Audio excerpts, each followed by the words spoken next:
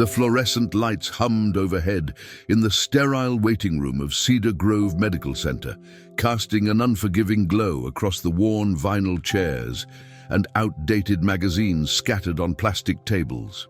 The air carried that distinct hospital smell, a mixture of antiseptic, fear, and hope, all rolled into one suffocating blanket.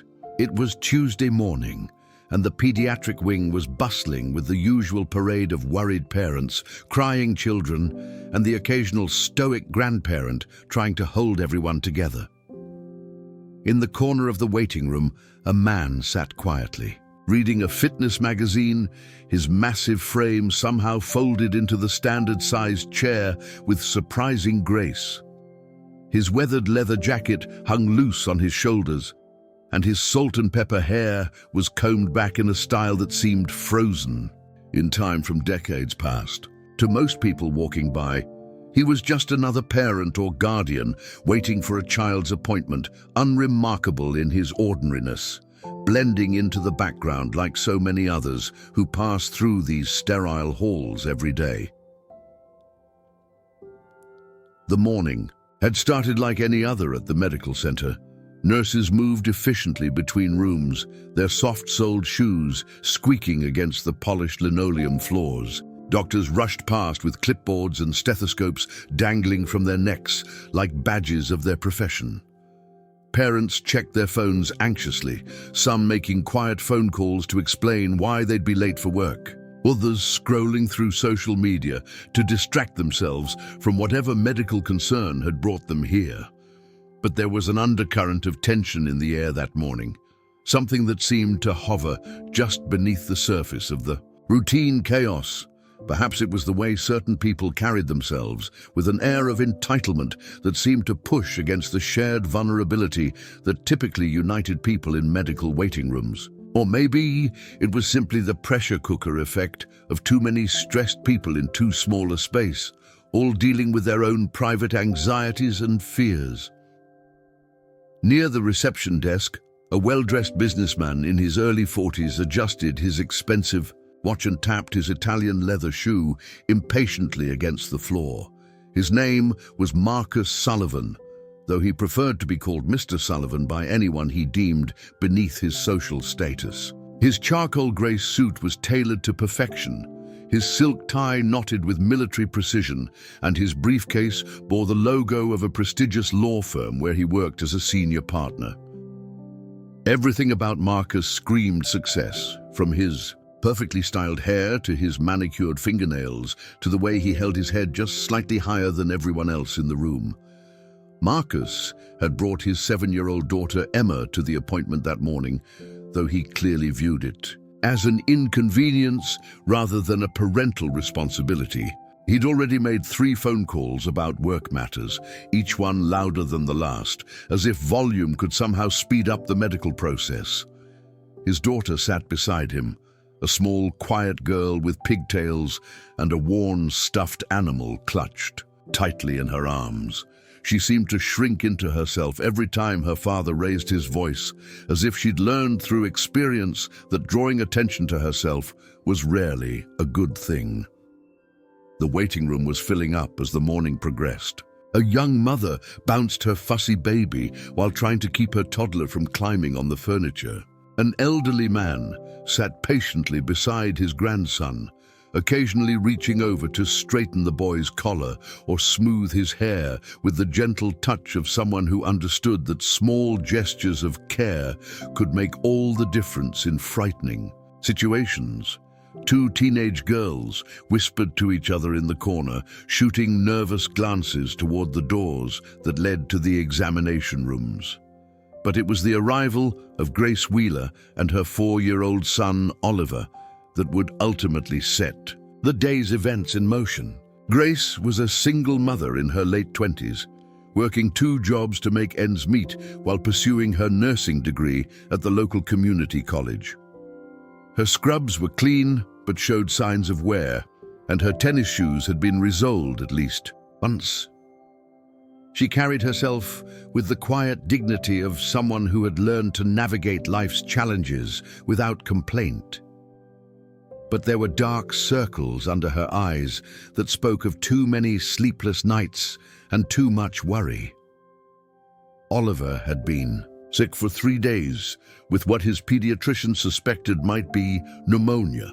His small chest rose and fell with labored breathing, and despite Grace's best efforts to keep him comfortable, he'd been crying on and off all morning. The antibiotics the doctor had prescribed weren't working as quickly as hoped, and Grace had been forced to miss another day of work to bring him back for a follow-up appointment. She couldn't afford to miss work, but she also couldn't afford not to take care of her son, the eternal dilemma of single parenthood that left her feeling like she was constantly failing on all fronts. As Grace signed in at the reception desk, Oliver began to cry again. It wasn't the demanding wail of a child having a tantrum, but the weak, pitiful sound of a sick little boy who didn't understand why he felt so awful. Grace immediately knelt down to comfort him, speaking in soft, soothing tones while gently rubbing his back. She offered him a small toy car from her purse, then a juice box, then finally picked him up and held him close, swaying slightly as she'd done when he was a baby. The quiet man in the corner looked up from his magazine at the sound of Oliver's crying. His eyes took in the scene. The worried mother, the sick child, the way she held him with such tender care despite her own obvious exhaustion. There was something in his expression that suggested he understood exactly what Grace was going through. Perhaps from his own experiences as a parent, he watched as she whispered reassurances to her son, promising him that the doctor would help him feel better soon, that they'd get ice cream afterward if he was brave. But not everyone in the waiting room was as understanding. Marcus Sullivan's jaw tightened as Oliver's crying continued.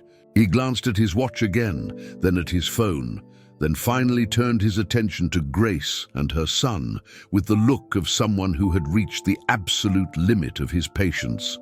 His daughter Emma shrank further into her chair, sensing the storm that was building in her father's demeanor. "Excuse me," Marcus said loudly, his voice cutting through the ambient noise of the waiting room like a blade. "Some of us have important appointments to keep." Grace looked up, confusion clear in her tired eyes.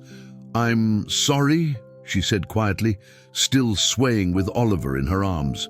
Marcus stood up, his imposing height and expensive suit giving him the appearance of someone accustomed to being obeyed. "Your child has been crying for 10 minutes straight. It's disrupting everyone else who's trying to wait patiently." The waiting room had grown quiet now, all conversation stopping as people turned to watch the confrontation unfold. Grace's cheeks flushed red, but she kept her voice steady. "He's sick. That's why we're here. I'm doing my best to comfort him." "Well, your best isn't good enough," Marcus snapped, his voice rising. "Some of us have real jobs and real responsibilities. We can't all just show up whenever we feel like it and expect the world to revolve around us." The words hung in the air like poison, and Grace visibly flinched, as if she'd been physically struck. The implication was clear, that she didn't have a real job, that her time wasn't valuable, that she and her son were somehow less deserving of consideration than the other people in the room. It was the kind of casual cruelty that people with privilege often inflicted on those without it, the assumption that anyone struggling financially must somehow deserve their circumstances. "I work 2 jobs, Grace said quietly, her voice shaking with a mixture of anger and humiliation. "I'm here because my son is sick and needs medical attention. I'm not here by choice." Marcus waved dismissively, as if her explanation was irrelevant. "Maybe if you'd raised your child properly, he wouldn't be causing such a scene in public. Some parents actually teach their children how to behave." The cruelty of the statement was breathtaking in its callousness. Here was a mother dealing with a sick child, clearly doing everything she could to comfort him, being publicly shamed by a stranger who knew nothing about her circumstances. The other people in the waiting room shifted uncomfortably, some looking down at their phones or magazines to avoid getting involved, others clearly wanting to speak up but uncertain how to intervene. Oliver's crying intensified at the sound of the angry voice, and Grace's own eyes filled with tears as she tried desperately to quiet him. She was trapped in an impossible situation, unable to magically make her sick child stop crying, unable to leave because he needed medical care, and now being publicly humiliated by someone who seemed to take pleasure in her distress. "Please," she whispered, her voice barely audible. "He's just scared and sick. I'm trying my best." But Marcus was just getting started. The stress of his own high-pressure job, the inconvenience of having to bring his daughter to this appointment, and his general sense of superiority had combined into a perfect storm of entitled rage. "Your best is pathetic," he snarled. "Maybe you should have thought about whether you could actually handle being a parent before you decided to have kids you can't control." The silence in the waiting room was deafening now. Even the staff behind the reception desk had stopped their work to watch the scene unfold. Grace stood frozen, holding her crying son, tears streaming down her face as she absorbed the full impact of Marcus's verbal assault. It was clear that his words had found their mark, striking at every insecurity and fear that kept her awake at night. The worry that she wasn't good enough, that she couldn't provide everything her son needed, that her love wasn't enough to make up for all the things they lacked. The quiet man in the corner had been watching the entire exchange with increasing intensity. His grip on the magazine had tightened until his knuckles were white, and there was something dangerous brewing behind his calm exterior. He'd seen enough cruelty in his life to recognize it when it reared its ugly head, and watching a powerful man attack a vulnerable mother and child had awakened something primal and protective in his nature. As Marcus continued his tirade, growing bolder with each word as Grace's silence seemed to encourage him, the man slowly closed his magazine and set it aside. His movement was deliberate and controlled, like a predator preparing to strike. When he stood up, his full height became apparent, 6 feet, 2 inches of solid muscle and barely contained power. The leather jacket that had seemed casual suddenly looked more like armor, and his weathered face carried the unmistakable mark of someone who had lived through real hardship and emerged stronger for it. Comment where you're watching from today, because what happened next would remind everyone in that waiting room that true strength isn't about money or status. It's about standing up for those who can't stand up for themselves. The atmosphere in the room had shifted dramatically, like the moment before a thunderstorm, when the air becomes electric with anticipation. Grace continued to hold her son, unaware that her ordeal was about to take a very different turn. Marcus was still ranting about respect and proper parenting, drunk on his own sense of superiority and the apparent power he held over the situation. But the quiet man was moving now, and there was something in his measured steps that suggested the morning's peace was about to be shattered in a way that no one, least of all Marcus Sullivan, could have anticipated. The footsteps were almost silent, against the linoleum floor, but somehow every person in the waiting room seemed to sense the shift in energy that accompanied them. The man who had been sitting quietly in the corner was now standing, and his presence filled the space in a way that commanded attention without demanding it. His movement was fluid, purposeful, like someone who had learned long ago that true power didn't need to announce itself with noise or bluster. Marcus Sullivan was still mid-sentence in his verbal assault on Grace Wheeler when he became aware that someone was approaching. The businessman's natural instinct was to assert his dominance over any potential challenger, so he turned with the same aggressive energy he'd been directing at the single mother. His mouth was already opening to deliver another cutting remark, when he found himself looking up, literally up, at the man who now stood beside him. The stranger was imposing in a way that had nothing to do with expensive suits or flashy accessories. His shoulders were broad beneath the worn leather jacket, and his hands, when Marcus's eyes inevitably drifted to them, were the hands of someone who had built things, fought things, survived things that would break lesser men. But it was his face that truly commanded attention. It was a face that had been carved by experience, lined with the kind of character that only came from facing life's hardest challenges and emerging victorious. "Is there a problem here?" the man asked, his voice carrying just the slightest trace of an accent that spoke of foreign origins and extraordinary journeys. The question was posed quietly, almost conversationally, but there was an unmistakable edge to it that made Marcus's confident posture falter slightly. "Not that it's any of your business," Marcus replied, trying to regain his composure and reassert his authority, "but I was simply asking this woman to control her child. Some of us have important matters to attend to." The man's eyes moved from Marcus to Grace, taking in her tear-stained face and the way she held her sick son protectively against her chest.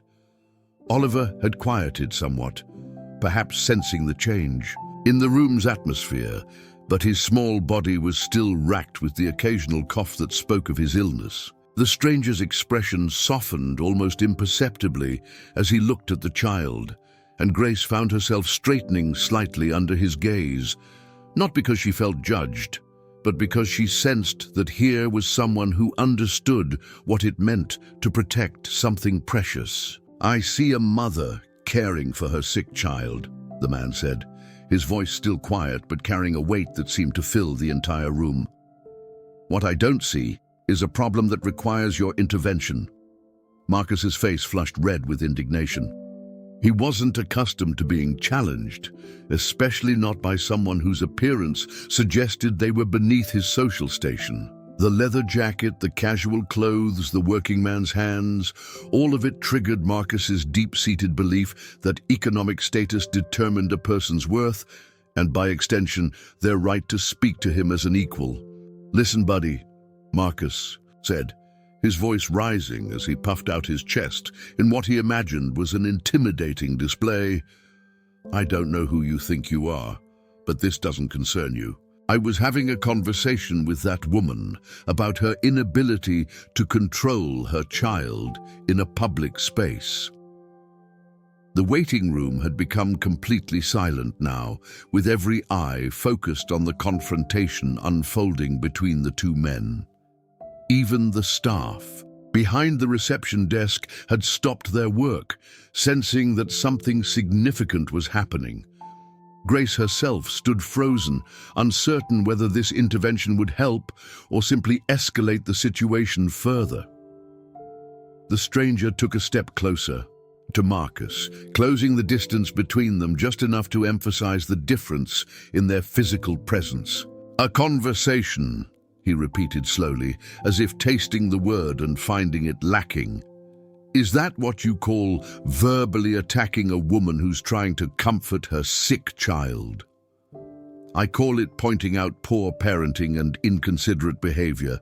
Marcus shot back, his voice growing louder as his anger mounted. "Some of us have real responsibilities and can't waste our time dealing with other people's badly behaved children." The man's jaw tightened almost imperceptibly, and for just a moment, something dangerous flickered behind his calm exterior. "Real responsibilities," he said, the words carrying a weight that suggested he knew something about responsibility that Marcus couldn't begin to imagine. "Tell me, what makes your time more valuable than theirs?" Marcus scoffed, gesturing broadly, with his hands as if the answer should be obvious to anyone with half a brain. "Look around you. Look at how I'm dressed. Look at what I drive. Look at where I work. I'm a senior partner at Morrison, Drake & Associates. I bill $400 an hour, and my time is being wasted by someone who clearly doesn't understand how the world works." The stranger's expression didn't change, but there was something in his eyes that suggested Marcus's answer had told him everything he needed to know about the man's character. $400 an hour, he repeated thoughtfully. "That's impressive, And what exactly do you produce for that money? The question caught Marcus off guard. Produce. I'm a lawyer. I handle corporate acquisitions, merger agreements, high-level negotiations. I deal with millions of dollars in transactions. Ah. The man nodded slowly.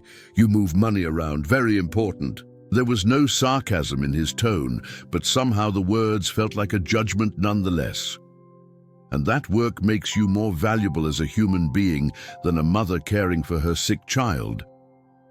Marcus's confidence wavered for just a moment before reasserting itself with even greater force. More valuable? Look, that's not how the world works. Some people contribute more to society than others. Some people work harder, achieve more, deserve more respect. It's not personal. It's just reality.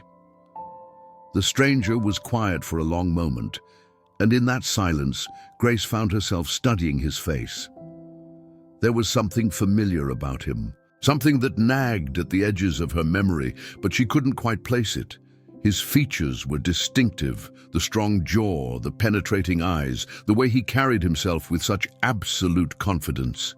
She had the strange feeling that she should know who he was, but the thought remained frustratingly out of reach. "Deserve more respect," the man finally said, his voice still calm, but carrying an undertone that made several people in the waiting room shift uncomfortably in their seats. "Based on what? Your bank account? Your job title? The price of your suit?" Marcus threw his hands up in exasperation. "Based on achievement, based on success, based on contributing something meaningful to the world instead of just taking up space and making noise." The words hit Grace like a physical blow, and she took an involuntary step backward. Oliver sensed his mother's distress and began to whimper, again, burying his face against her shoulder. The stranger's eyes flicked to the child, then back to Marcus, and when he spoke again, his voice had dropped to barely above a whisper. "That little boy is sick," he said, each word carefully measured. "His mother brought him here for medical care because she loves him and wants him to get better. She's comforting him the only way she knows how. And you think that's taking up space and making noise?"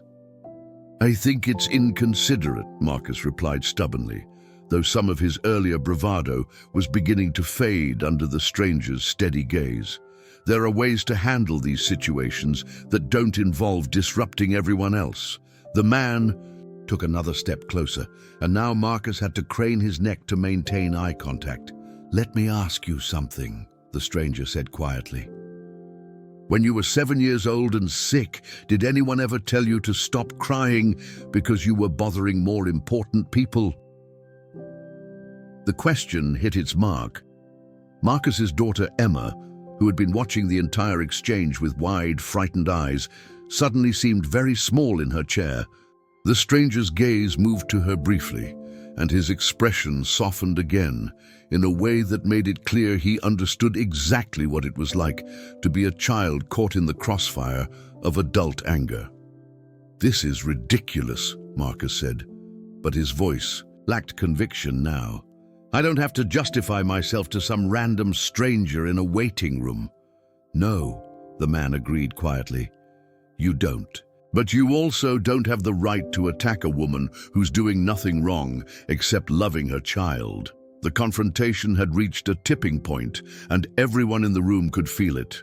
Marcus was clearly outmatched, not just physically, but in some deeper, more fundamental way. The stranger possessed a kind of quiet authority that couldn't be bought or inherited or earned through professional success. It was the authority of someone who had faced real challenges, overcome real obstacles, and emerged with his humanity intact. But Marcus Sullivan hadn't become a senior partner at a prestigious law firm by backing down from fights, even when he was clearly outmatched. His pride wouldn't allow him to simply walk away, and his worldview couldn't accommodate the possibility that he might be wrong. So instead of de-escalating, he doubled down on his aggression. "You know what?" Marcus said, his voice rising again, as he tried to reassert control over the situation. "I've had enough of this. Security! Where's security? I want this man removed from the premises immediately." The receptionist behind the desk looked up nervously, clearly uncomfortable with the situation but uncertain how to respond. Hospital security wasn't typically called to handle disputes between patients and their families, and the stranger hadn't actually done anything threatening except stand up to a bully. Grace finally found her voice. "Please," she said quietly, looking between the two men. "I don't want any trouble. Maybe I should just take Oliver home and come back later." The stranger turned to her, and when he spoke, his voice was gentle in a way that seemed to wrap around her like a protective blanket. "You have every right to be here," he said firmly. "Your son needs medical care, and you're being a good mother by making sure he gets it. Don't let anyone make you feel otherwise." Marcus scoffed loudly. A good mother would have taught her child how to behave in public. A good mother wouldn't subject everyone else to her problems. That was the moment when the stranger's carefully maintained composure finally cracked, not into rage, but into something far more dangerous: absolute determination. He turned back to Marcus with a look that made the businessman take an involuntary step backward. "You want to talk about being a good parent?" the man said, his voice still quiet, but now carrying an edge that made everyone in the room hold their breath. "Look at your daughter." All eyes turned to Emma Sullivan, who was hunched in her chair with tears streaming down her face. The 7-year-old had been watching her father's cruel display with growing horror, and it was clear that she was ashamed of his behavior. She kept glancing between her father and Grace's son with an expression that suggested she understood, in the way that children sometimes do, that something fundamentally wrong was happening.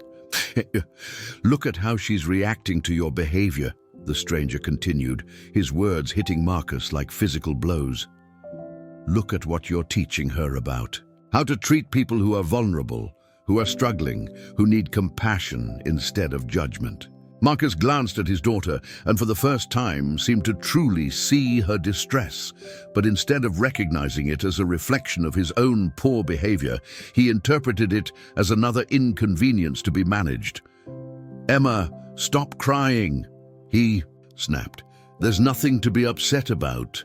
The stranger's eyes flashed with something that made several people in the waiting room take an unconscious step backward. "There's everything to be upset about," he said, his voice rising for the first time. "That little girl is watching her father attack a stranger for the crime of loving her child. She's learning that power means the right to be cruel, that success means looking down on others, that money matters more than kindness." The words hung in the air like a challenge, and Marcus found himself at a crossroads.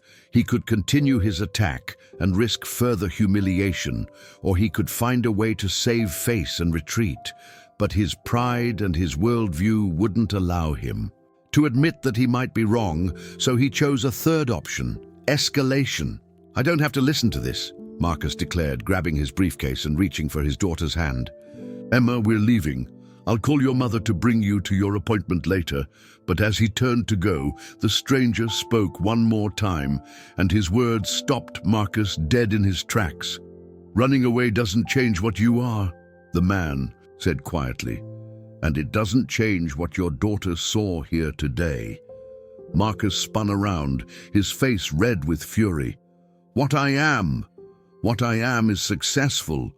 What I am is important. What I am is someone who matters in this world. And what are you? Some nobody in a leather jacket who thinks he can lecture his betters about morality. The stranger smiled for the first time since the confrontation began, and there was something in that smile that made everyone in the room lean forward slightly. It wasn't a cruel smile or a mocking one. It was the smile of someone who knew something that nobody else in the room knew. Something that was about to change everything. "You want to know what I am?" he said quietly, reaching into his jacket pocket. And in that moment, Grace Wheeler suddenly remembered where she had seen that face before. The recognition hit Grace like a bolt of lightning, causing her to gasp audibly and take a stumbling step backward. The magazine covers, the movie posters, the countless interviews and documentaries. Suddenly, it all clicked into place with crystal clarity. She wasn't looking at just any stranger who had decided to defend her against a bully. She was looking at one of the most recognizable faces in the world, someone whose very name had become synonymous with strength, determination, and the impossible dream of transforming yourself into something greater than anyone thought possible. Arnold Schwarzenegger stood before her in that sterile hospital waiting room, as calm and composed as if he were discussing the weather rather than facing down an entitled businessman who had no idea what kind of mistake he was about to make. The former bodybuilding champion, action movie icon, and governor of California had somehow materialized in this most ordinary of places at this most crucial of moments, like some kind of guardian angel disguised in worn leather.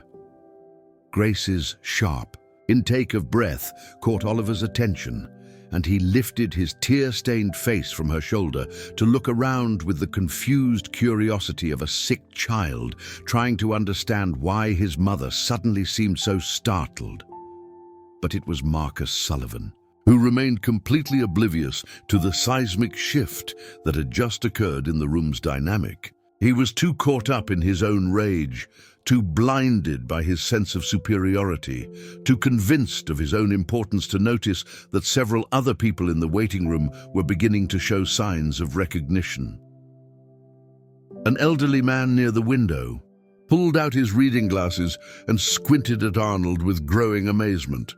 A teenage girl in the corner grabbed her friend's arm and whispered something urgently in her ear, causing both of them to stare with wide eyes. The receptionist behind the desk had gone completely pale, her hand frozen halfway to her computer keyboard as she processed what she was seeing. But Arnold himself seemed completely unaware of the brewing storm of recognition around him. His focus remained entirely fixed on Marcus, his expression calm but determined, as he slowly withdrew his hand from his jacket pocket. What he pulled out wasn't some form of identification or proof of his identity. It was simply his cell phone, which he placed on the small table beside his abandoned magazine with deliberate precision. "You asked what I am," Arnold said quietly, his distinctive accent now impossible to ignore for anyone who had ever heard it before. "I am someone who believes that strength isn't measured by how much money you make or how many people you can intimidate. It's measured by how you treat others, especially those who can't defend themselves." Marcus, still oblivious to the identity of the man he was facing, let out a harsh laugh. "More philosophical nonsense. You sound like some washed-up motivational speaker trying to justify his failures in life." The words hung in the air like a challenge, and Arnold's smile widened slightly. There was something almost sad in his expression now, as if he were watching a man destroy himself, and felt genuine pity for the self-inflicted damage. "Failures," he repeated thoughtfully. "That's an interesting word choice." "It's an accurate word choice," Marcus shot back, his confidence returning now that he felt he was regaining control of the situation. "Look, I don't know what your story is, but I can see what you are. You're a middle-aged man in a cheap leather jacket, sitting in a hospital waiting room with nothing better to do than interfere in other people's business. Meanwhile, I'm a successful attorney with real responsibilities and real influence in this community." Arnold nodded slowly, as if considering Marcus's words with genuine interest. "Real influence," he mused. "That's fascinating. Tell me, what kind of influence do you have?" Marcus straightened his tie and puffed out his chest, clearly pleased to have the opportunity to elaborate on his importance. "I handle million-dollar corporate deals. I have judges on speed dial. I golf with the mayor. I serve on 3 different charity boards, and my firm represents some of the most powerful companies in the state. When I make a phone call, things happen." "Impressive," Arnold said, and his tone was so neutral that it was impossible to tell whether he was being sincere or sarcastic. "And you use all that power and influence to attack single mothers in hospital waiting rooms?" The question hit its mark, but Marcus was too far down the path of his own self-aggrandizement to recognize the trap he was walking into. "I use my power and influence to maintain order and respect in civilized society," he replied pompously. "Some people need to be reminded of their place." "Their place," Arnold repeated, and now there was a definite edge to his voice that made several people in the waiting room shift nervously. "And where exactly is this woman's place?" Marcus gestured dismissively toward Grace, who was still holding Oliver and watching the exchange with a mixture of fascination and growing dread.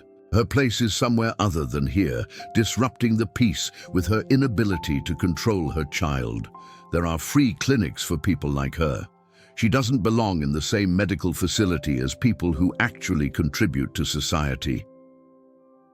The cruelty of the statement was breathtaking in its casual callousness, and Grace felt tears spring to her eyes again. But before she could respond, Arnold took a step forward that somehow managed to be both subtle and unmistakably threatening. "People like her," he said quietly. "You mean people who work 2 jobs to support their children? People who are pursuing education to better their circumstances? People who put their children's health before their own comfort?" Marcus waved his hand impatiently. "I mean, people who expect the world to accommodate their problems instead of solving them themselves. People who think that having children gives them the right to inflict those children on everyone else." The silence that followed was deafening. Even the ambient sounds of the hospital seemed to fade away as everyone in the waiting room held their breath, waiting to see how this confrontation would resolve itself. Grace felt her heart pounding in her chest, torn between gratitude for Arnold's defense and terror that his intervention might somehow make things worse for her. Arnold was quiet. For a long moment, studying Marcus's face with the intensity of someone trying to understand a particularly complex puzzle. When he finally spoke, his voice was so soft that everyone had to strain to hear him. "Let me tell you a story," he said, settling back slightly as if preparing for a longer conversation. "Once upon a time, there was a boy who grew up poor in a small village. His father was an alcoholic who beat him regularly. They lived in a house with no plumbing, no phone, no electricity for much of his childhood. When he was 10 years old, he saw a magazine with pictures of strong men, and he decided that he was going to become the strongest man in the world." Marcus rolled his eyes dramatically. "Oh, great. Now we're getting the life story from the motivational speaker. Look, I don't have time for..." "Everyone told him he was dreaming," Arnold continued, his voice cutting through Marcus's interruption like a blade. "They said he was too poor, too foreign, too different. They said he should be realistic about his limitations and accept his place in the world." Something in Arnold's tone made Marcus fall silent despite himself. There was a weight to the words that suggested this wasn't just some random anecdote, but something deeply personal and significant. "But the boy didn't listen," Arnold went on, his eyes never leaving Marcus's face. "He worked construction during the day and trained at night. He learned English by watching movies. He saved every penny he could get his hands on. And slowly, one rep at a time, one word at a time, one day at a time, he built himself into something that nobody thought was possible."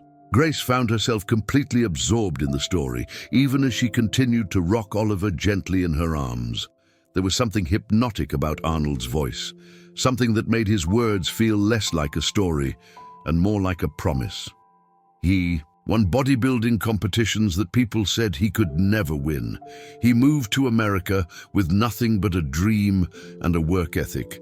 He became a movie star when everyone said his accent was too thick and his body was too weird. He became a businessman when people said he was just a dumb musclehead.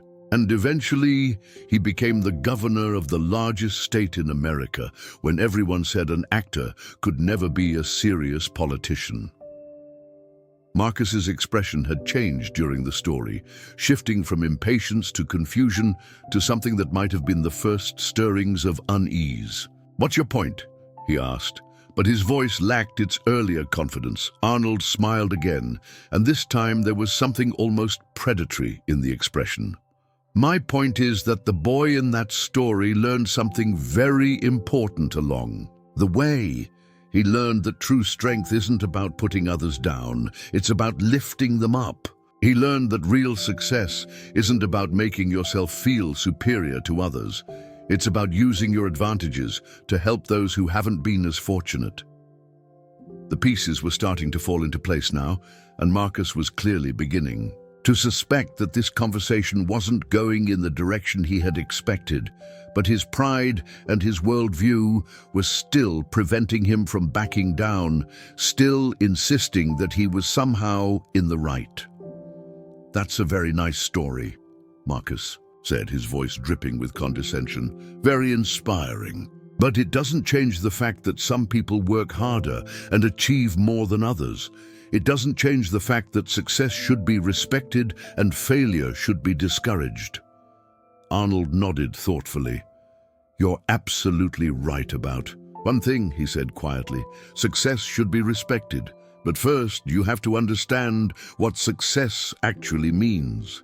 He gestured toward Grace, who was still holding Oliver with infinite tenderness, despite everything she'd been put through. "That woman works 2 jobs while going to school to become a nurse.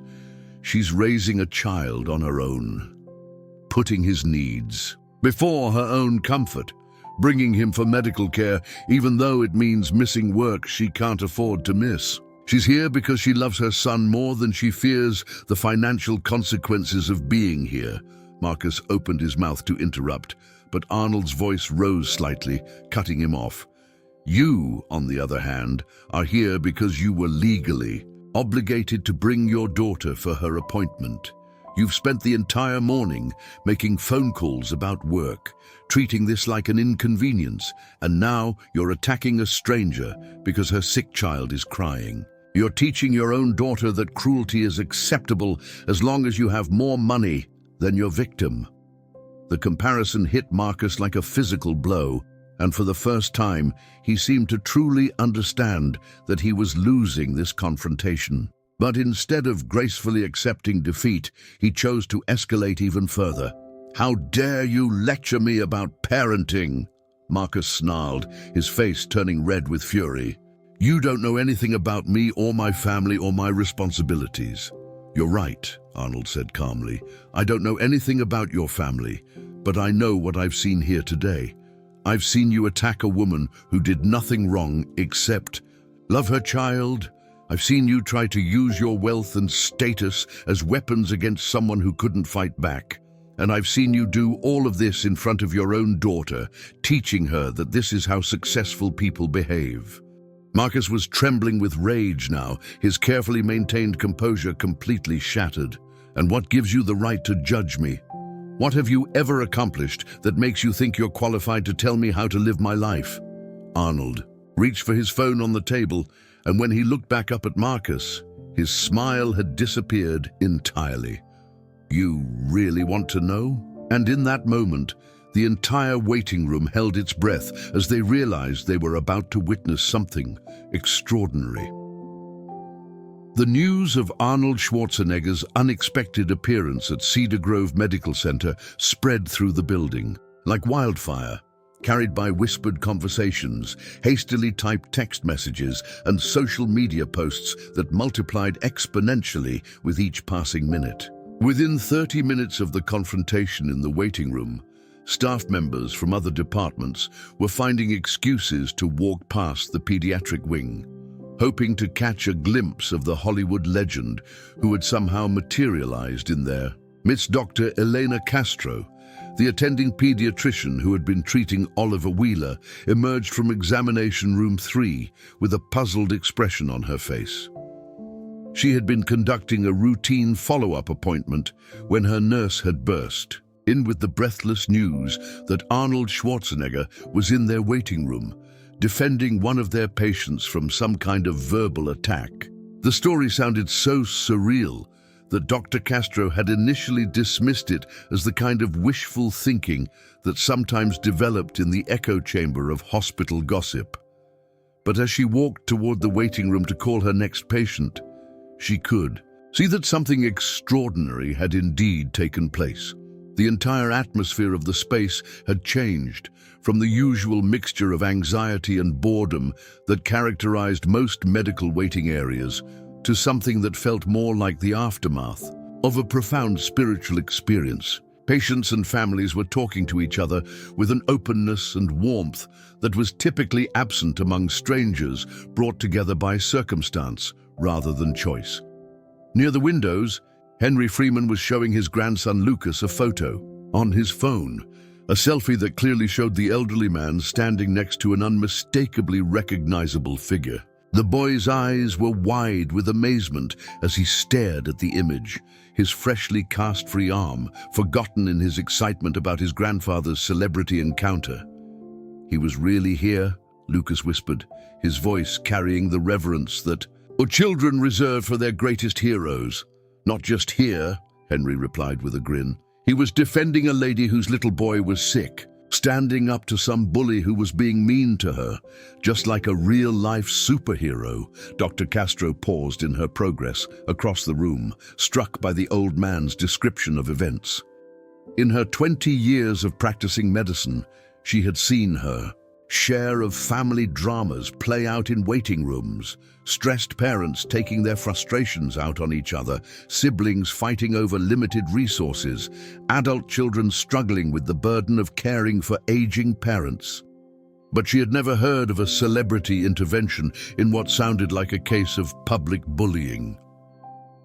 Her attention was drawn to a young woman sitting alone near the reception desk, clutching a piece of paper in her hand while tears streamed down her face. Dr. Castro recognized her as Grace Wheeler, Oliver's mother, though she had never seen the typically composed single mother in such an emotional state. The doctor's medical instincts kicked in, and she approached Grace with the gentle concern that had made her one of the most beloved pediatricians in the hospital. "Grace," Dr. Castro said softly, settling into the chair beside her. "Is everything all right? Oliver's examination went well, the antibiotics are finally starting to work, and his fever is breaking. He should be feeling much better by tomorrow." Grace looked up, her eyes shining with a mixture of tears and something that looked like disbelief. "Dr. Castro, you're not going to believe what just happened." "Try me," the doctor said with a warm smile. "After 15 years in pediatrics, I've learned that truth is often stranger than fiction, especially when children are involved." Grace took a shaky breath and began to tell her story. She described the morning's events in halting sentences, pausing frequently to wipe away tears or simply to marvel at the improbability of what she was recounting. She told Dr. Castro about Marcus Sullivan's verbal attack, about feeling humiliated and helpless, about the quiet stranger who had gradually revealed himself to be one of the most famous people in the world. "And then," Grace continued, her voice growing stronger as she reached the climax of her tale, "he gave me his assistant's contact information. He said he funds scholarship programs for people like me, single parents pursuing healthcare careers. He said he wants to help me finish my nursing degree." Dr. Castro listened to the story with growing amazement, occasionally glancing around the waiting room to see if she could spot any evidence of the morning's extraordinary events. What she saw instead was a group of people who seemed to have been fundamentally changed by whatever they had witnessed. Conversations that might normally never have happened were taking place between strangers who had found common ground in their shared experience of witnessing something remarkable. "Grace," Dr. Castro said slowly, "do you understand what this means? Not just the scholarship opportunity, though, that's wonderful. But what happened here today? You stood up for yourself and your son in the face of unwarranted criticism. You maintained your dignity even when someone was trying to tear it away from you. And somehow the universe provided exactly the kind of support you needed at exactly the right moment." Grace nodded, still clutching the paper with Arnold's assistant's contact information. I keep thinking, I'm going to wake up and discover this was all a dream. Things like this don't happen to people like me. Things like this don't happen to anyone, Dr. Castro replied with a laugh. But they did happen to you. And I think that says something important about who you are and the kind of mother you're raising Oliver to recognize. Across the waiting room, Marcus Sullivan was having his own moment of reckoning as he waited for Emma's appointment to be called. His daughter had been unusually quiet since the confrontation with Arnold, and Marcus could sense that she was processing the morning's events in her own way. Finally, she looked up at him with the direct, uncompromising gaze that only children can manage. "Daddy," Emma said carefully, "why were you so mean to that lady?" The question hit Marcus like a physical blow, partly because of its innocent directness, and partly because he wasn't sure he had a good answer. How could he explain to a 7-year-old that he had been raised to believe that success gave him the right to look down on others? How could he justify behavior that now seemed inexcusably cruel when viewed through the lens of his daughter's moral clarity? "I was wrong, sweetheart," Marcus said finally, his voice heavy with regret. "I was stressed about work and worried about your appointment, and I let those feelings make me say things that were hurtful and unfair." Emma considered this explanation with the seriousness that children bring to important matters. But being stressed doesn't make it okay to be mean to people, does it? "No," Marcus admitted. "It doesn't. There's never a good reason to be cruel to someone who's done nothing wrong." "The famous man was right," Emma declared with the absolute certainty that only children possess. "That lady was just trying to help her little boy feel better. That's what mummies are supposed to do." Marcus felt his heart break a little at his daughter's simple wisdom. "You're absolutely right," he said quietly. "And I promise you, Emma, I'm going to do better. I'm going to learn how to be the kind of person you can be proud of." Emma studied his face for a moment, then reached over and took his hand in her small one. "I'm already proud of you, Daddy. You said sorry, and you meant it. That's what brave people do." The simple forgiveness in her words was almost more than Marcus could bear. Here was his 7-year-old daughter, teaching him lessons about character and courage that his expensive education and successful career had somehow failed to provide.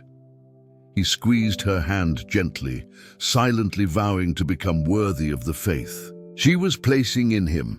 Their conversation was interrupted by the arrival of a nurse calling Emma's name.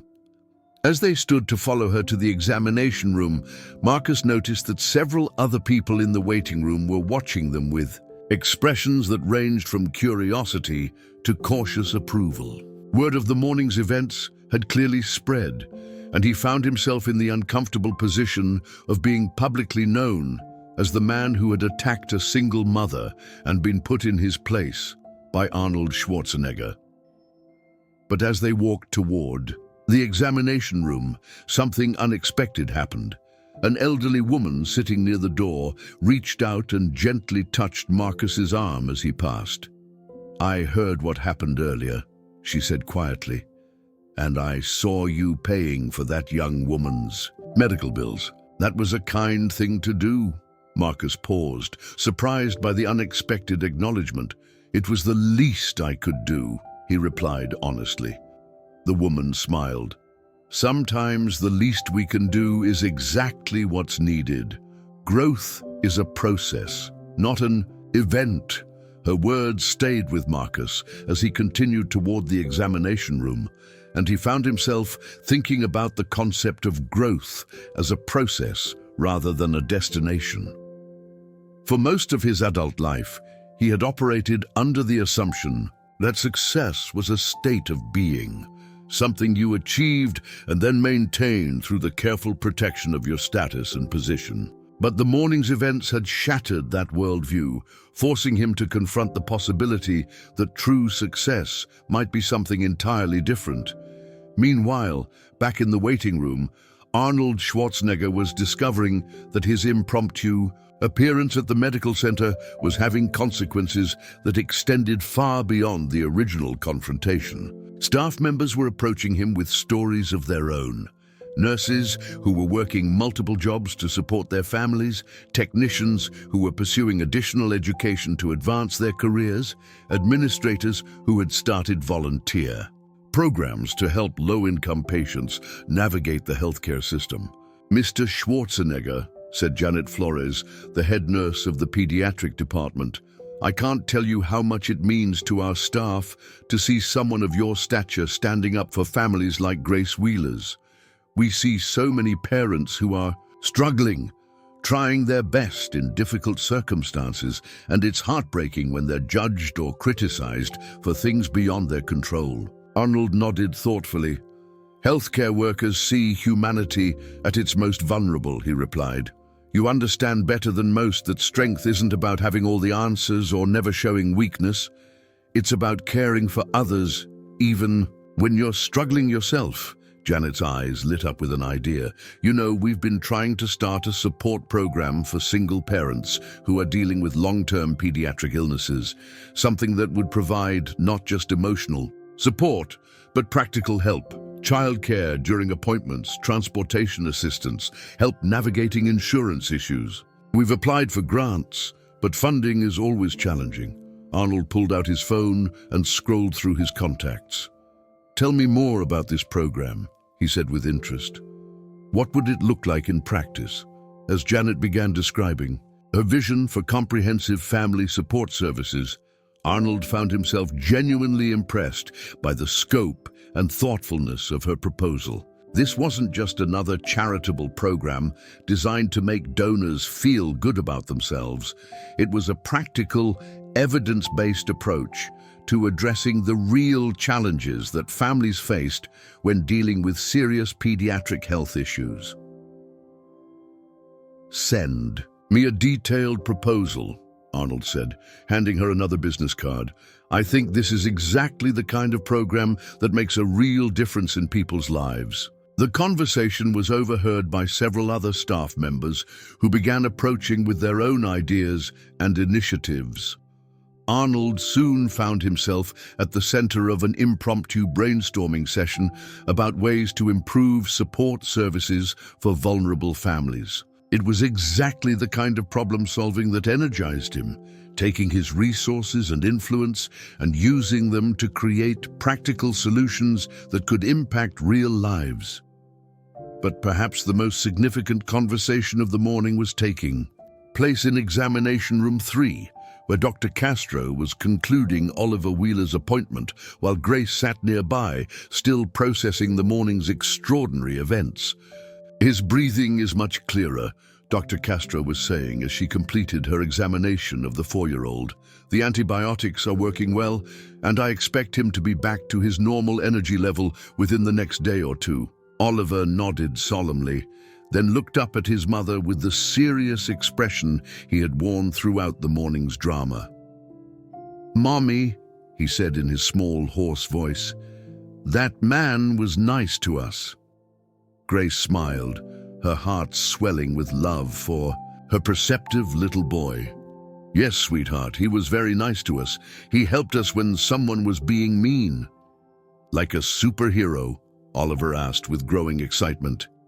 "Exactly like a superhero," Grace confirmed.